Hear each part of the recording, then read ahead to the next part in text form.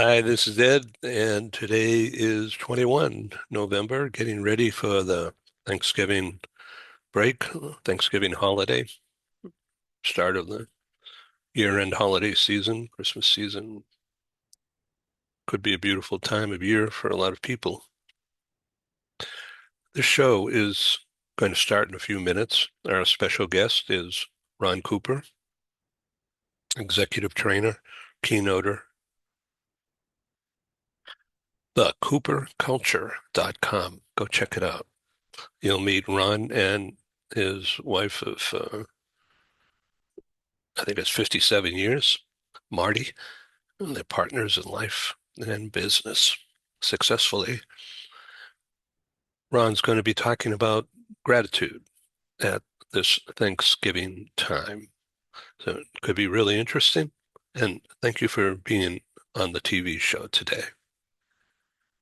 We're going to pause and we'll be right back. Thank you. And welcome back. This is Ed in San Diego and Ron Cooper, the cooperculture.com is live with us in Eastern Maryland. Welcome again, Ron.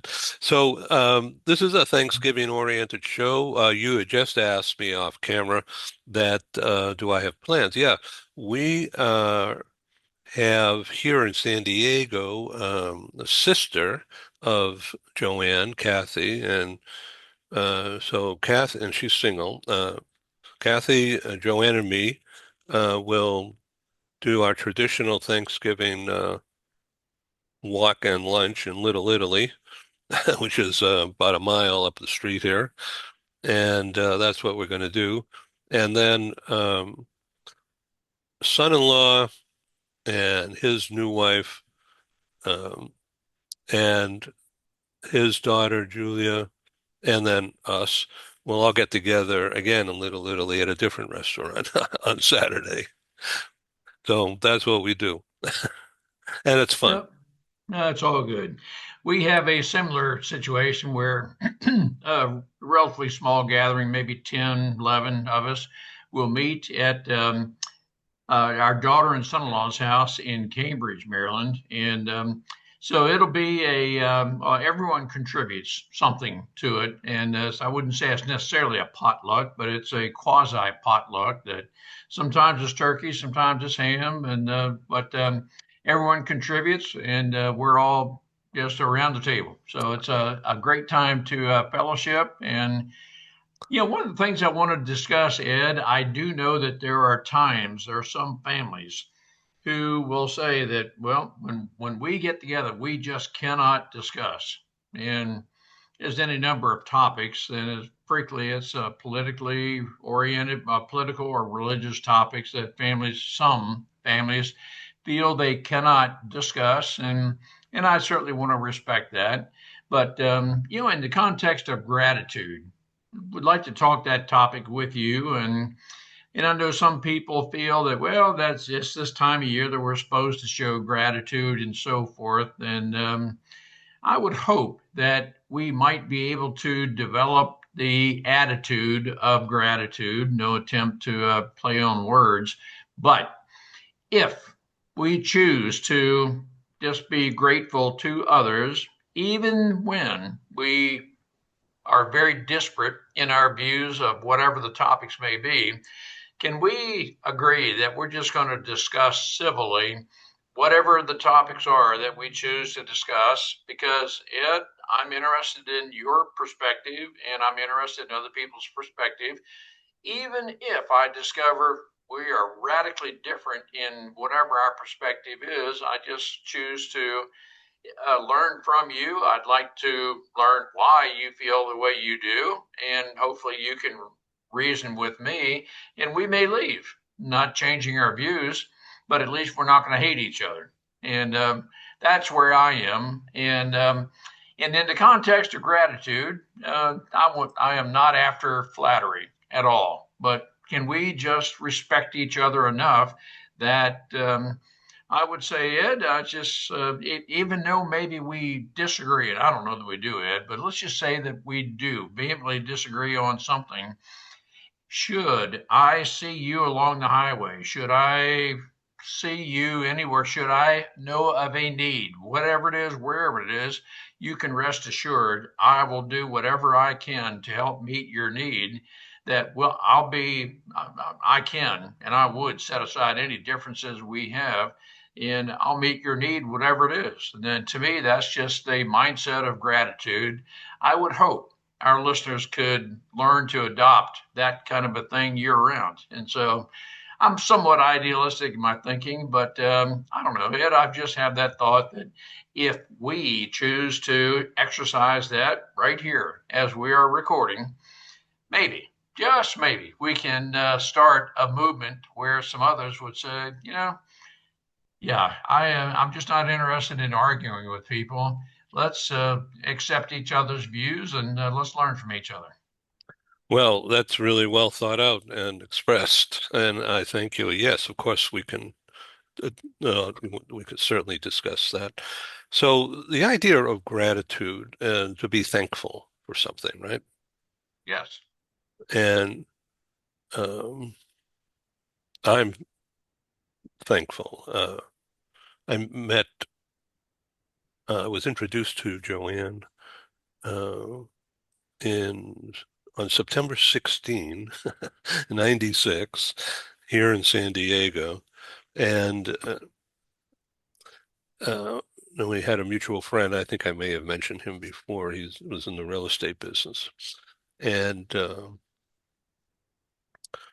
Joanne at the time was a travel executive uh, and uh, winner of customer service awards, Hmm. luxury travel. It was like an Expedia division. And so I was looking for a writer, part-time writer for a magazine that I was, one of the magazines that I was publishing called San Diego Bound. I have LA Bound, Silicon Valley Bound, New York Bound, Florida Bound. The information about communities. This is back in the 80s. And so she had written articles and actually a couple of books about tourism and about romantic getaways in Hawaii and things like that. And we've been together ever since that day. That's great. Yeah, and it changed my life. So, So you owe a lot of your current life to Joanne, and I just learned that she had won a lot of awards for customer service. Obviously, just hearing that, it seems to me Joanne knows exactly how to appeal to consumers, customers, relate with other people. I am not an advocate that the customer is always right, but I would guess Joanne has a knack of dealing with people, even though there may be differing thoughts on whatever the service provided, the kind of thing. But she knows how to reach an amicable agreement with that customer. Is that the kind of person Joanne is? yeah, customer service and making sure it's 100%. Wow.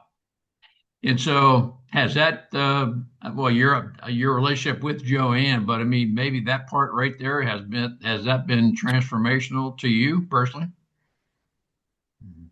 Well, sure, because I have a lot of customers like you and Ken and others that are tough cookies. I better get it right.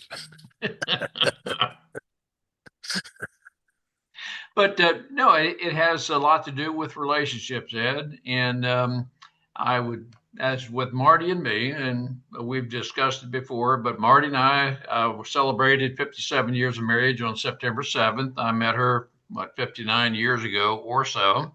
But Marty and I are very different, but I say frequently in complementary ways. And so Marty and I certainly do not agree on everything, but on those matters that are important. And have foundational values, we do agree on that. And we frequently will have conversations where she has one perspective, I have another, and we just walk away either understanding each other or, okay, that's you, that's me, let's go out and do something together. And we don't need to focus on any differences we have. Yeah. Uh, Ron, there's a screen problem. Wait 1 second here. Sorry. Okay, there you are. You disappeared, Oh, no. Oh, but we heard your voice, and here you all are right. back. Okay. You've been in continuous view all the time with me. I got to be careful not to do something weird. But okay, so let's talk about the ground rules that you mentioned, quote unquote, ground rules of getting together, even though there's perceived differences, actual differences between people. Um, so tough topics don't have to be discussed every time people get together. Uh, and unless somebody's got a chip on their shoulder, then it becomes obvious that they're looking for a fight. They're looking for a disagreement. And so my view is that person has to be told to cut it out. Not here, not now. Yeah, and I'm fine with that, Ed. There, any if the person, from my viewpoint, if a topic, if and it's more so the person than the topic, but if the person is going to be argumentative, and worse than that, if that person chooses to denigrate your character, something of that nature, that's where I draw the line. We're not going to do it. I, in on my property in our house, I set the rules, and so That's I don't. That sounds very dictatorial. However, I will say that, we in our household on my property, we're not going to denigrate each other.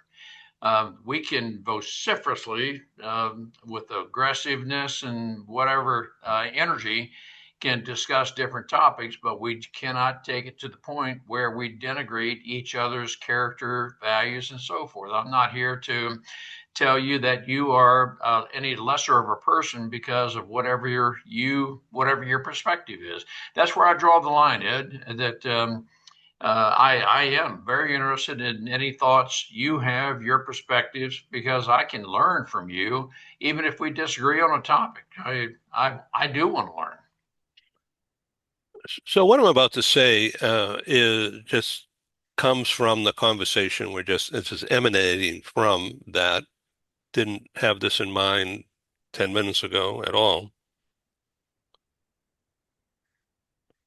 And it's not political, but the man at the top, President Trump, is doing some really wonderful things for the economy in a macro way, big picture stuff, um, and internationally, for sure. And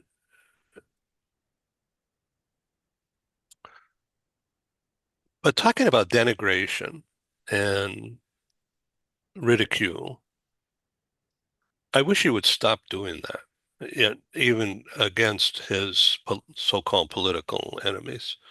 Uh, it's just there's a lot of people out there in not only in the country but in the world that are not as thoughtful as you or me, and they're looking at that behavior of name calling and uh, apparently misrepresenting things. I would say on purpose. It seems that way. We've seen over and over again this pattern, and I just wish he'd cut it out because it's setting a bad example for kids and for people who are controlled by tough guy leadership, um, mentally and are heavily influenced. And I just think it's bad. Now, hearing you talk, and I really just love what you say and how you say it. And it reminds me of these old time movies, these characters, these heroes. Uh, and I see you as a hero, my friend. So, um, of wisdom, and you speak wisdom, and go deeper on that. The that came from your upbringing, right? Mhm. These four guys that you had mentioned previously, spiritual and reverence for them, as well as innately you understood that you needed to understand more about what they were talking about. No, that's exactly right, Ed, and I'm in total agreement with you. And I will tell Thank you. you, yeah, you know, but I'll tell your listeners, I did vote for Donald Trump, and I do support a lot of what he does. I do not think of him as a uniter, and that's a part of leadership. How Hmm. can we as leaders help unite people in thoughtful ways? When we tend to denigrate people by name calling, or in some other way, put some sort of a negative descriptor on people, that becomes very divisive, very, very divisive. And but that's part of Trump's personality. I'm not excusing that. I don't exonerate that. I don't support that in any way at all. He's a very crafted negotiator, but he's not a uniter. And so, assuming he is not going to transform his personality, um, we, in spite of anything good of the economy and so forth, we're likely to be he is likely to be very polarizing with his personality. And you either like him or you don't. Just, I believe it was yesterday or maybe the day before, six senators posted a video which says that the core of it was you do not have to follow illegal orders, with the intent that these people were saying you can, as a military person, deny following President Trump. In now, my opinion, and I'm not trying to be political with this, Ed, as you were saying, this is not a political show. However, I would like to know from each of these six people, what is the unlawful order that the president is purported to have said, and the fact that we in the military are pledged, and congressmen have very similar oath of allegiance, that we uh, will defect or defend and protect the Constitution of the United States against all enemies, foreign and domestic. There's nothing in there that says that I don't have to follow the unlawful orders of someone, but that seems to be the core of what these six were trying to say. And I'm not trying to be divisive in anything, but it seems that that's a very divisive statement that is being made, and it may be a matter of uh, President Trump's personality. They feel it's appropriate to make that kind of a thing, but at any rate, Ed, it just seems that that is just one very divisive statement, and I don't mind talking about that very topic around the dinner table, but I just won't allow it in my home to be a personally denigrating topic. That I'm very interested in what other people's thoughts are, and I do. There is a person within our circle of influence who I feel very certain agrees with the premise of the six, and I'm very interested in knowing what that person's thoughts are. But even after learning from that, we're still going to remain friends. Interesting. So I want to tell you in my role here as broadcaster that the sound has been very clear, but at times the bass is not there. So your voice uh, is higher, and then all of a sudden the bass comes in, and of course that's the full booming voice that you have. But it's all very easy to hear. It's just that it's changing in intensity. So there's something in your headset, I think, that might be causing that. Just a FYI. So, All right. Well, thank you. Yeah, your voice is coming across very steady. oh, good, good. So I had trouble launching this morning. So I went off and on again, and then it came up okay. So maybe it's the rain. I don't know. Hmm.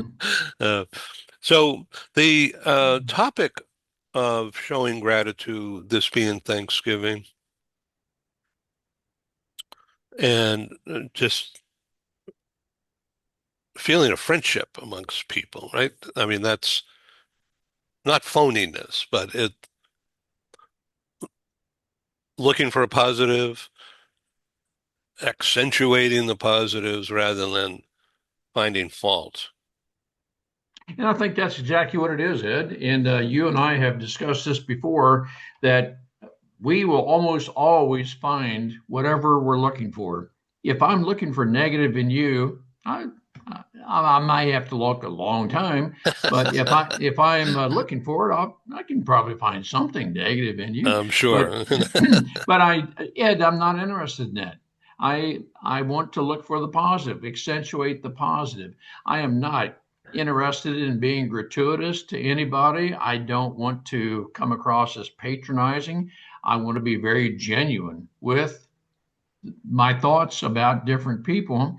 And so we can, if we choose to, show gratitude. And it doesn't have to be 1, 2 days out of the year. And this time of year in the United States, when we're approaching the time of Thanksgiving, but it can be a part of our mindset if we choose it to be. And again, I just continue to emphasize I just will not allow people to continue denigrating others in an environment where I have some amount of control. And if I'm in a setting where I don't have control, I can choose to leave that conversation. Should it be the type that um, those people would choose to denigrate others? I don't have to take part in that. And so I do believe, Ed, as we have the courage, and there was a time in my life I definitely did not have the courage to speak up and, uh, let's say, remain strong in the values that I have. I think it's incumbent on us to know what our values are and to uphold those values. And should I be in a group that clearly does not uphold those values, I don't have to stay in that group. And I don't have to. While I would never leave that grouping with anything negative said about them, I just say, well, okay, that's we just choose to be different. And so I don't want to denigrate anyone, Ed. I continuously say that, but I don't have to stay in a conversation where that becomes somewhat of a driving influence. It seems so. That's a lot of who I am. There's a lot there, my friend. So tell me about what your outlook is, or something for 26 coming up, uh, that like you can't wait to get it started. But Well, everything slows down now, and so you have to look to Well, and okay, and I'll tell you right there, Ed. Yes, toward is we're not we're in the last 6 weeks of the calendar year, and for some people that's just a natural slowdown period. But that does not have to be that way at all. We don't have to slow down. Marty and I are producing programs where we are going to launch. And one of those programs, I think I've mentioned here very briefly, is three R's, and it has to do with resistance, and that can lead to a retribution, and it has everything to do with denigrating people. And so, as we make these three R's known to people, that, quite honestly, in conversation, I'm sure you've been a part of those conversations where somebody said something and they become immediately resistant. That, okay, I'm going to back away from you, Ed, because of something you just said. And should it go further, that I may not just resist you, but it's very possible that I'm going to seek some sort of revenge or retribution with you because of something. And so I would hope that Marty and I can be a positive influence in helping people be aware of, and it has to do with emotional intelligence, that as we can help people be aware of different things that might spring load us into a defensive or emotional reaction, that we can put a halt, so to speak, in the mindset that, well, let's think into this and think through it, that let's not launch out and be emotionally reactive to this. And that's just one of the things that Marty and I want to do, and it relates to gratitude. But can we control our emotions to where we can carry on a very civil conversation with people? Should the conversation start to go south, can we have the courage to try to keep it from going further south, or at least we choose not to engage in an emotionally negative reaction to that? That's one of the things that Marty and I are working, and we're going to launch in 2026. And in the context of being political, you and I can think of a whole lot of topics that are very divisive amongst people. And if you allow it to get to the point of seeking retribution, yep, something like that could happen. So what are the three R's again? It's resistance, that I'm going to resist you, Ed, because of something that you just said. And then that resistance could take the place of, or could go further, that I am going to stay away from you. I'm going to maybe seek some sort of revenge with you, and I may even seek retribution should it progress to that point. We are very aware that some people seek retribution at the end of a knife, and so forth and so on. Our hope is that through the three R's, as we call it, we can help people become aware of an emotional response to perhaps a statement, something someone said, that I am just not going to engage in an emotional reaction that could lead to some sort of retribution. And so we know of any number of people that have been the victim of retribution. And I would hope that through our 3Rs program, through interacting with Marty and we can help people have the courage to respond to different people and head off people seeking retribution of something that otherwise would have maybe responded in some sort of a negative emotion. Now, this is a great topic, and I applaud you and Marty for obviously thinking it through to the extent where you're talking about having an extended program. So the there was a guy who I interviewed a couple of years ago, um, uh, a retired executive, European, German background, a very large organization. And he wrote a book called Aspire. And part of that is about his own life, but the theme, controlling emotions. Everyone's got emotions, right? Mhm. Like everybody has hormones. I thought it was just women, but no, Yeah, I guess you're right. I got them too. Yep, Different, but sure. everyone has emotions. And it's so true because that is the difference between flying off the handle and having a control thought process about something that annoys or interferes or you find hurtful from someone else, and then how you handle that. And that, I think, is what you're talking about. No, it's exactly what I'm referring to, Ed. Yeah. That Yes. Let's just say, okay, I will tell you that I am engaged in a conversation where someone has told me I am unfit to speak in an organization. And I thought, wow, okay. I acknowledge how you characterize me, but can you give me more detail? The person who stated I am unfit has chosen not to engage me in conversation. That it's a final judgment. And so, okay, I want to try to find someone who can add some more detail to this. And I may never change this person's opinion of me, but I would like to at least know, well, what is it that makes me unfit? Can I change? Can I more closely align with the values of this organization? Ed, I'm talking to you in real time now. I am trying to meet with some people to determine what it is that makes me unfit. And I'm not saying at all that you've made an incorrect assessment of me. Okay, I acknowledge your assessment that I am unfit. I would just like to know what the facts are, or at least what the emotions are that you seem to think I am unfit. I may not change your opinion, and and I'm the kind of person, Ed, if I can determine that my values are very askew of your values, we might just leave it that way. Yeah, you're right. I don't fit in your organization.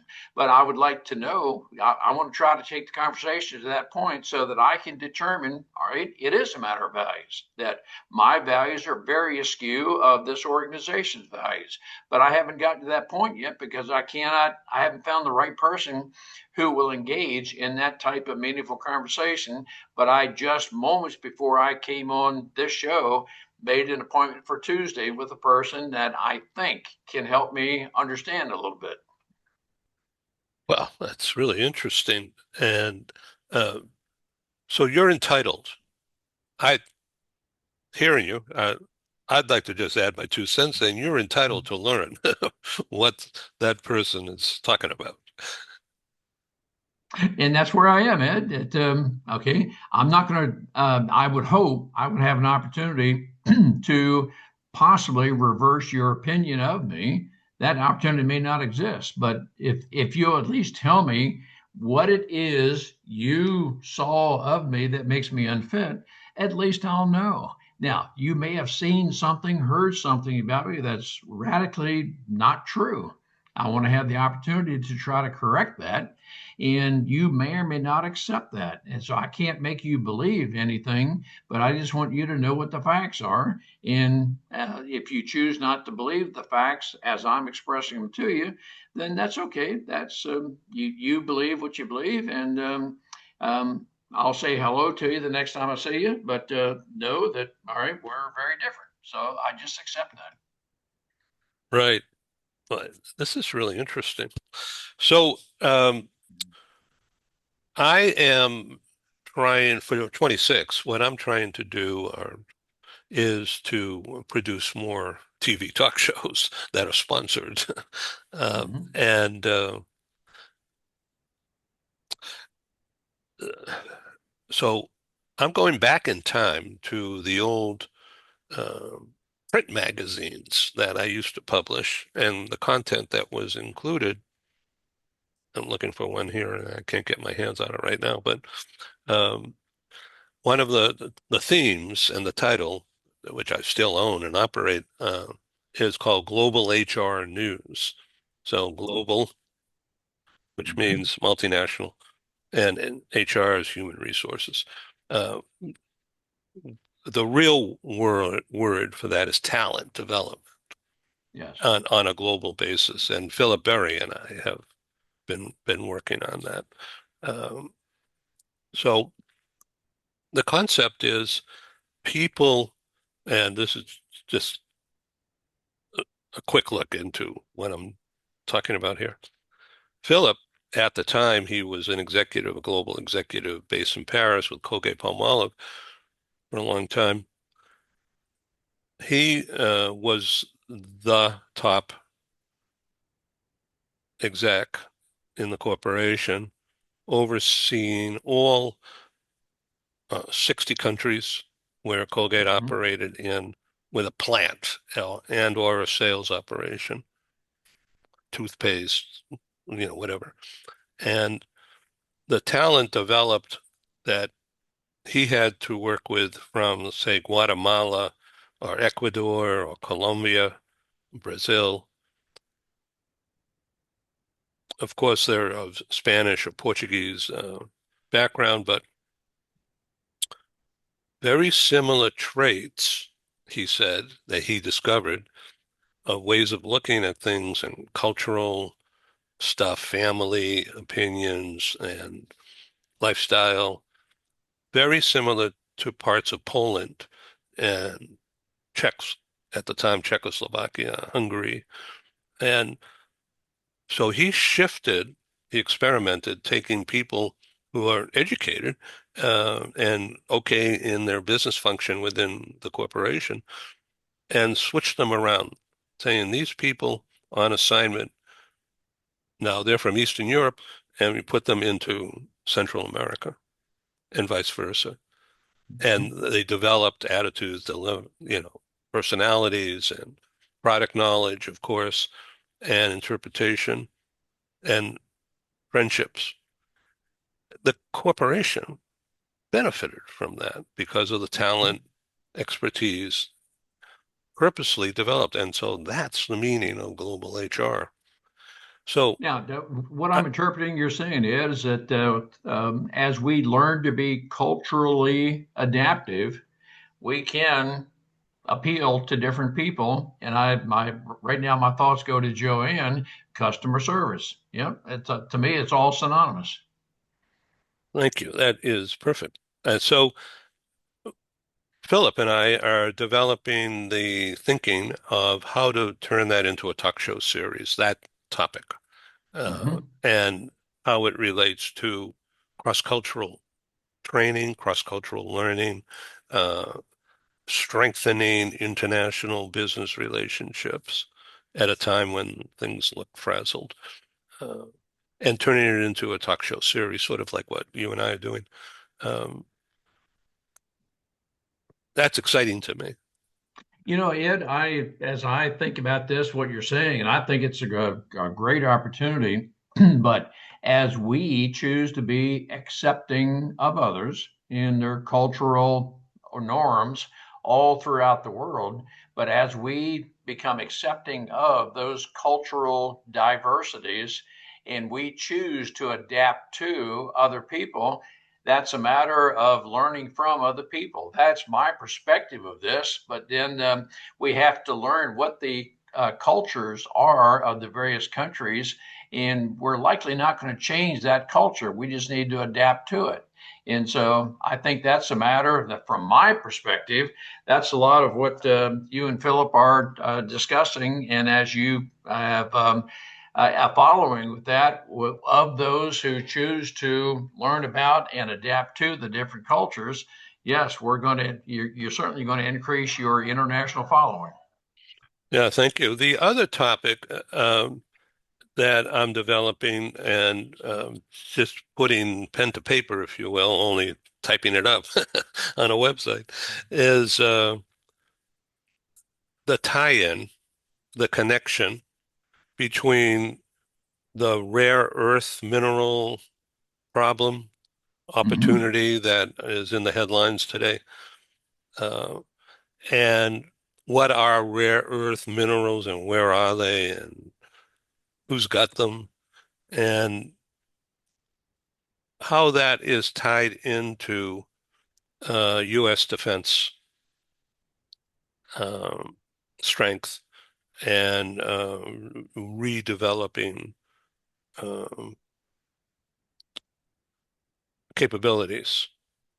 Oh yeah, and Ed, you're right on target with the fact that we are globally interdependent.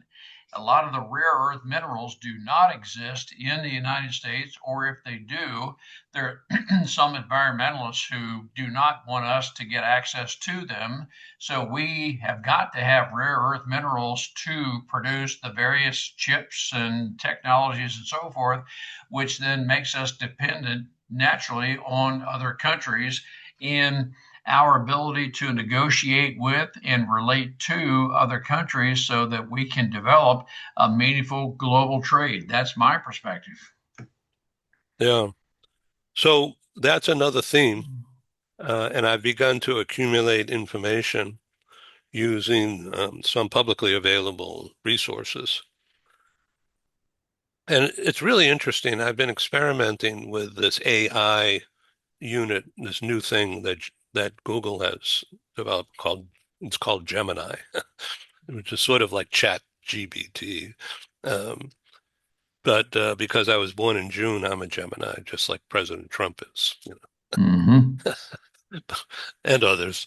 So I've been asking Gemini.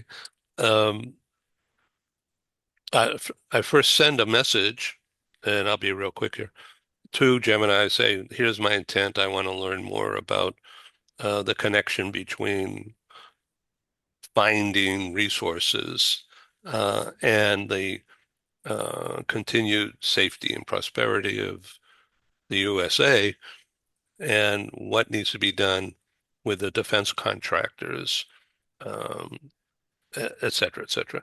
So they've been so AI spits out all this information, says, and would you like to learn about the biggest providers of space systems as opposed to the largest defense contractors? So I said, sure, thank you very much. And out comes this whole long thing. And so I've been copying and pasting all this stuff into, so far it's not public, a website that I'm building with these charts and graphs that I'm accessing through another resource.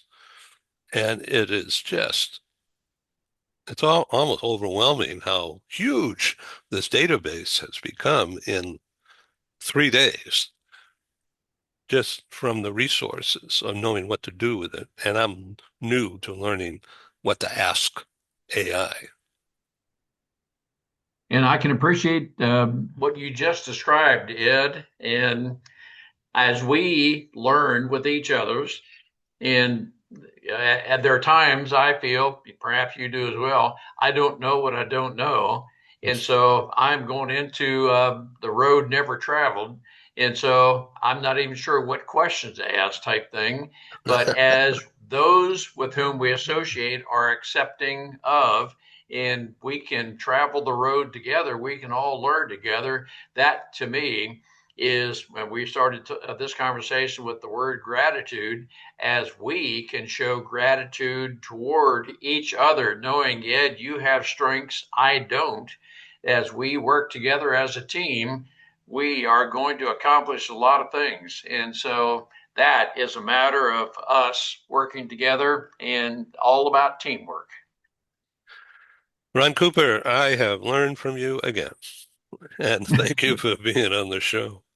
Well, Ed, thank you so much. You've got a great outlook on life and the look Thank ahead. you. And I'm all about look ahead and what can we do to benefit others. And that is what we're about. Well, I take that to heart because I know that you're a fighter pilot and you're always looking ahead. Yes, and it's always thinking ahead because you can't wait until the moment of, but you're always trying to think into the, I call it frequently, what if analyses. And so as we choose to delve into, do critical thinking, we can think of a lot of things and are always trying to project and think ahead. Thank you. Amen. Thank you. Thank you, Happy Ed. Thanksgiving. Have a great day and a great weekend and a great Thanksgiving. See you in December. See you then. Bye.